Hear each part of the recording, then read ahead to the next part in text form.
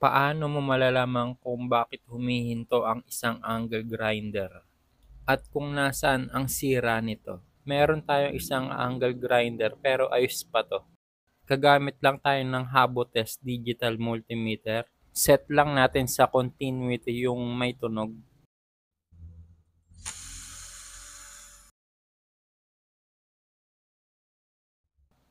Unahin natin i-test yung pinaka-cord niya. At ayan dyan sa dulo, sa pinaka-dalawang bakal niya. Tapos hanapin natin yung dulo niya. Yung pinaka-kulay blue at saka kulay brown. Hanapin natin yung brown. Nasa may tornilyo ng switch. Hanapin naman natin yung kulay blue na wire. Hanapin natin yung pinakadulo niya. Ayun, nandito sa tornilyong maliit. Sunod naman natin yung switch niya, yung dalawang tornilyo niya dyan, dapat naka-on.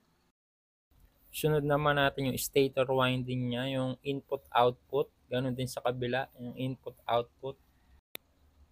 Ito yung isang wire na output na papunta sa carbon brush. Tapos sa kabila naman yung kulay pula na wire. Hanapin natin yung dulo, papunta sa tornilyo ng switch. Tapos sa kabila naman, itong wire naman yung input, papunta sa tornilyong maliit. Diyan. Tapos yung kabila naman, papunta sa carbon brush. Sunod naman natin sa armature, yung sa commutator bar, yung may tanso. Tapos tsaka sa carbon brush. Kahit saan dyan idikit, yung, basta yung metal dyan. Tapos dito naman sa kabila, sa carbon brush, tsaka dyan sa commutator bar. Unahin natin i-test yung pinaka-cord niya sa plug tsaka yung pinakadulo ng wire niya. Pag pumalo, okay, or tumunog. Pag hindi pumalo at hindi tumunog, ayun yung problema. Test natin sa plug niya, tsaka dyan sa dulo, okay. Tapos sa kabila naman, yung kulay blue, nakalagay sa tornilyong maliit.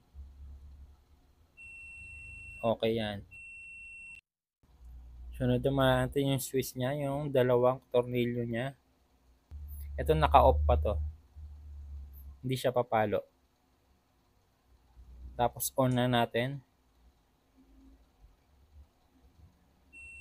Ayun, okay. Balik ko na, i-off ko na uli.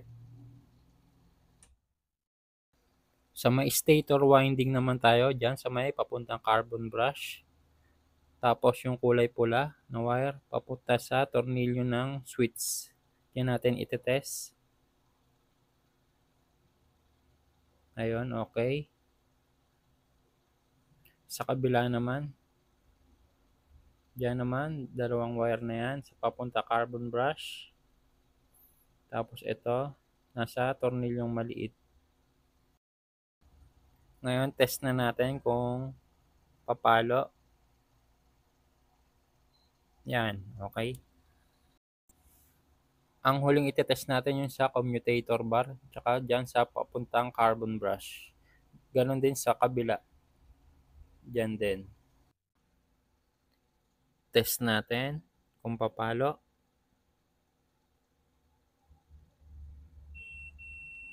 Ayun, pumalo. Tapos sa kabilang naman, side, commutator bar, tapos carbon brush. Ayun, pumalo. Dapat ganun yung angle grinder nyo para wala siyang putol. At sana may natutunan kayo kung paano nyo i-repair yung power tools nyo na angle grinder na huminto.